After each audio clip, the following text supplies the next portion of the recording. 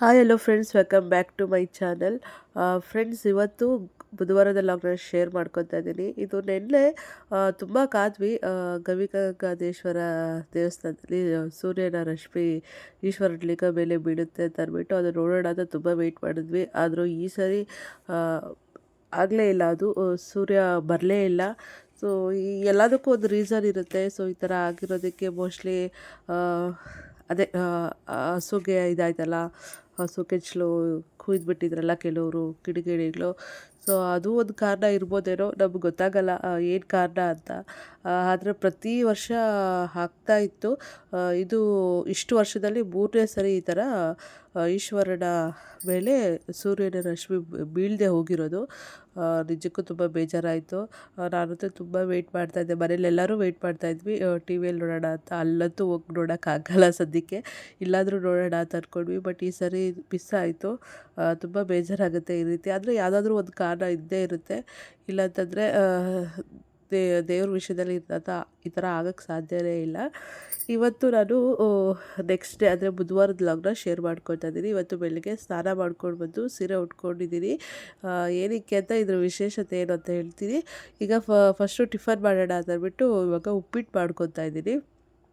So ಉಪ್ಪಿಟ್ಟು ಮಾಡ್ತಾಯಿದ್ದೀನಿ. ಇವತ್ತು friends ನಾವು ದೇವಸ್ಥಾನಕ್ಕೆ ಹೋಗಬೇಕು. ಹಾಗೆ ಹರ್ಷವರ ಅತ್ತೆ ಇದ್ದಾರೆ, ರುಕ್ಕತ್ತೆ ಅಂತ. ಸೊ ಅವ್ರ ಮನೆಗೆ ಹೋಗಬೇಕು. ಹರ್ಷ ಅತ್ತೆ ಮಾವ ಮನೆಗೆ ಹೋಗಬೇಕು. ನನಗೆ ದೊಡ್ಡಮ್ಮ ದೊಡ್ಡಪ್ಪ ಆಗ್ತಾರೆ. ಸೊ ಅವ್ರ ಮನೆಗೆ ಇವತ್ತು ಹೋಗ್ತಾ ಇದ್ದೀವಿ. ಊಟಕ್ಕೆ ಕರೆದಿದ್ದಾರೆ.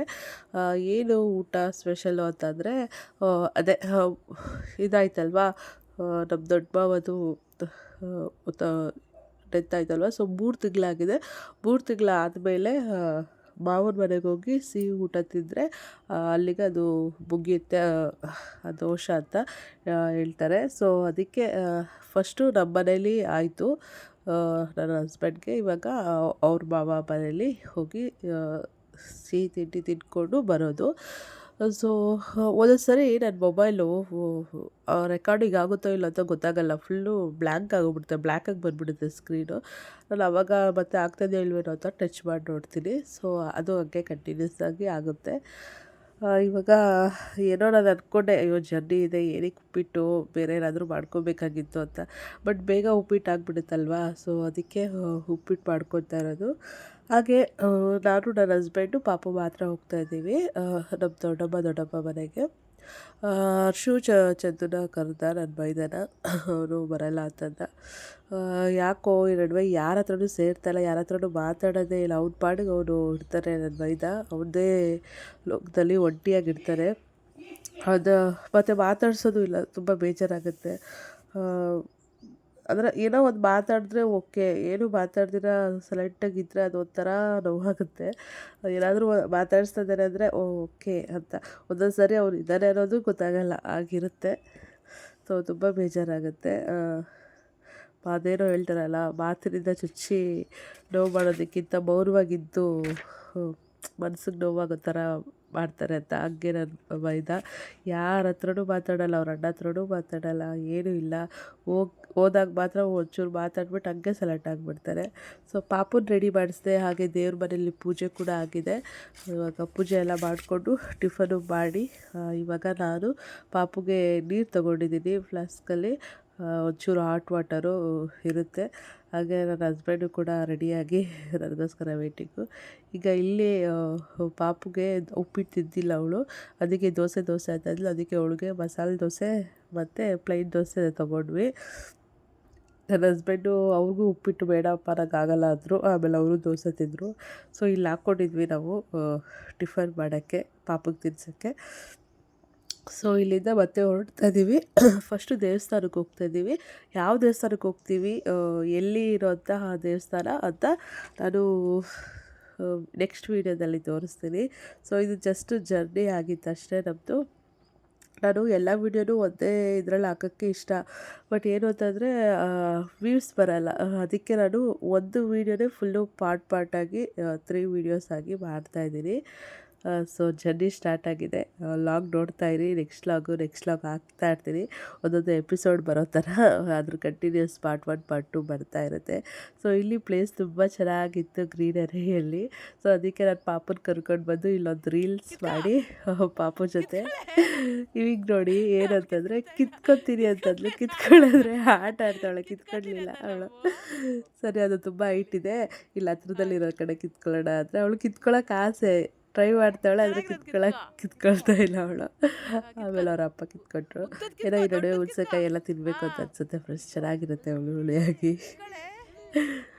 ನಮ್ಮ ಮಗಳು ಇಷ್ಟಪಡ್ತಾಳೆ, ಅದು ಹುಳಿ ಇದ್ರೂ ಕೂಡ ತಿಂತಾಳೆ ನನ್ನ ಮಗಳು. ಏನೋ ಒಂಥರ. ಆಮೇಲೆ ಕ್ಲೀನಾಗಿ ನೀರಲ್ಲಿ ತೊಳೆದು ಅದನ್ನು ಕೊಟ್ವಿ ಪಾಪುಗೆ. ಚೆನ್ನಾಗಿರೋದಿಲ್ವಾ? ಚಿಕ್ಕ ಅವಳಿಗೊಂದೇ ಒಂದು ಕಿತ್ಕೊಡಿ ಸಾಕು.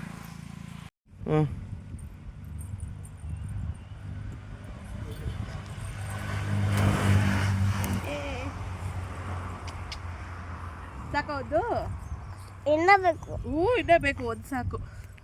ಹಾಗೆ ಫ್ರೆಂಡ್ಸ್, ನಾವು ಎಲ್ಲೇ ಹೋಗುವಾಗ ಆನ್ ದಿ ವೇ ಇಲ್ಲಿ ಒಂದು ಆಂಜನೇಯ ಸ್ವಾಮಿ ಟೆಂಪಲ್ ಬರುತ್ತೆ, ಚಿಕ್ಕದು ಗುಡಿ.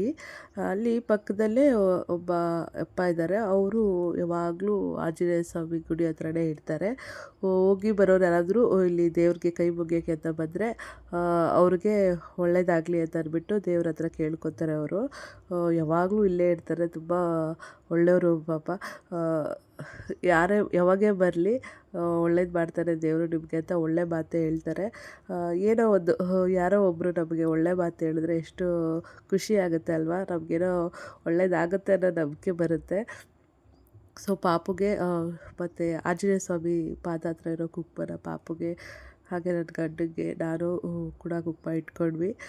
ಯಾವುದೇ ದುಷ್ಟಶಕ್ತಿ ಕಾಣ್ತಾಯಿದ್ರು, ಯಾವುದೇ ನೆಗೆಟಿವ್ ಏನಾದರೂ ನಮ್ಮ ಹಿಂದೆ ಬರ್ತಿದ್ರು ಅದು ಹೊರ್ಟೋಗ್ಲಿ ಅಂತ ಕೇಳ್ಕೊಂಡ್ವಿ. ಹಾಗೆ ನಮಗೂ ನಮ್ಮ ಫ್ಯಾಮಿಲಿ ಎಲ್ಲರಿಗೂ ಒಳ್ಳೆಯದಾಗಲಿ ಅಂತ ಯಾವಾಗಲೂ ಕೇಳ್ಕೊತಾ ಇರ್ತೀನಿ. ಸೊ ಫ್ಯಾಮಿಲಿ ಮುಖ್ಯ ಅಲ್ವಾ. ಸೊ ನೋಡಿ, ನಮ್ಮೂರು ಆಂಜನೇಯ ಸ್ವಾಮಿ ಅಂದರೆ ಬೇರೆ ಊರು, ಆದರೂ ಎಲ್ಲ ಊರು ನಮ್ಮದೇ ಅಂದ್ಕೊಳ್ಳೋಣ ಬಿಡಿ. ಇಲ್ಲೊಂದು ಸ್ವಲ್ಪ ಹೊತ್ತು ಕುತ್ಕೊಂಡು ಹೋಗೋಣ ಅಂತ ಅಂದ್ಬಿಟ್ಟು ಇಲ್ಲೇ ಕುತ್ಕೊಂಡಿದ್ದೀವಿ. ನನ್ನ ಹಸ್ಬೆಂಡು ಕುಂಕುಮ ಇಡ್ತೀನಿ ಅಂತ ಅಂದ್ಬಿಟ್ಟು ಉಬ್ಬುಗಿಟ್ಟಿದ್ದಾರೆ ನೋಡಿ. ಅದು ಮೊಬೈಲ್ ನೋಡ್ಕೊತಾ ಇಟ್ಟಿದ್ದಾರೆ, ಅವರೇ ವೀಡಿಯೋ ಮಾಡ್ತಾರದು. ಸೊ ಈಗ ಪಾಪು ನೋಡಿ, ಅವಳಿಗೆ ಕುಂಕುಮ ಇಟ್ಕೊಳ್ಳೋದು, ದೇವ್ರ ಹತ್ರ ಹೋಗಿ ಕೈ ಮುಗಿಯೋದು, ದೇವ್ರ ಹತ್ರ ಹೋಗೋದು, ಅದುವೇ ಯಾವುದೇ ಚಿಕ್ಕ ಚಿಕ್ಕ ಗುಡಿಗಳು ಕಾಣಿಸಿದ್ರು, ದೇವಸ್ಥಾನ ಕಾಣಿಸಿದ್ರು ನಾನು ಅಲ್ಲಿ ಹೋಗಬೇಕು ಅಂತಾಳೆ.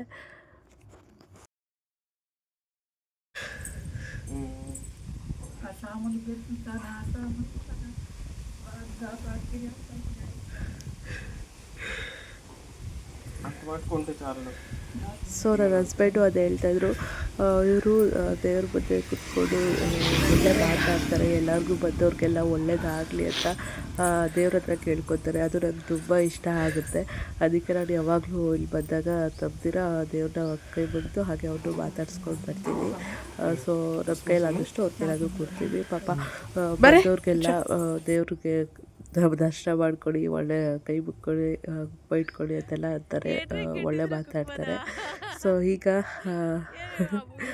ನಾನೇನು ಹಿಂಗೆ ಇಟ್ಟಿದ್ದೀರಾ ಕುಕ್ಮನ ಅಂತ ಅಂದ್ಬಿಟ್ಟು ತ್ರಿಶೂಲ ಥರ ಇಟ್ಟಿದ್ದೀರಾ ಅಂತ ಹೇಳ್ತಾ ಇದ್ದಾರೆ ನನ್ನ ಹಸ್ಬೆಂಡು. ಅದಕ್ಕೆ ನಡ್ಕೊಂಡು ಮಾತಾಡ್ತಾ ಇದ್ದೀವಿ ಫ್ರೆಂಡ್ಸ್. ಮತ್ತೆ ಲಾಗ್ನ ಕಂಟಿನ್ಯೂ ಮಾಡ್ತೀನಿ, ನೋಡ್ತಾ ಇರಿ. ಮುಂದೆ ಟೆಂಪಲ್ಗೆ ಹೋಗೋದಿದೆ.